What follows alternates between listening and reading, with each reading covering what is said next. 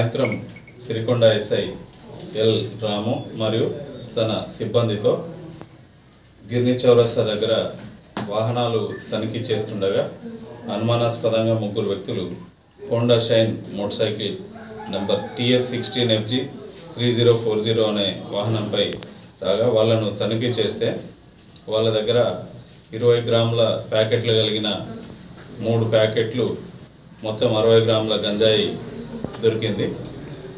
వాళ్ళను విచారణ చేస్తే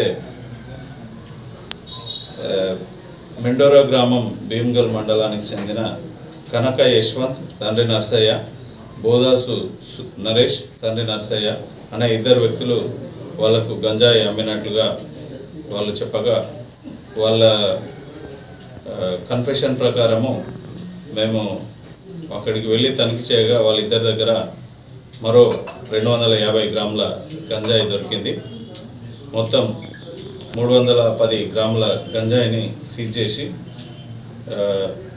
ఈ ఇద్దరు వ్యక్తులు మరియు ఒక మైనరు, మొత్తం 4 వ్యక్తులు, ఒక మైనరు అబ్బాయి పైన NDPS యాక్ట్ కింద కేసు నమోదు చేసి ప్రొసీజర్ చేయడం జరిగింది.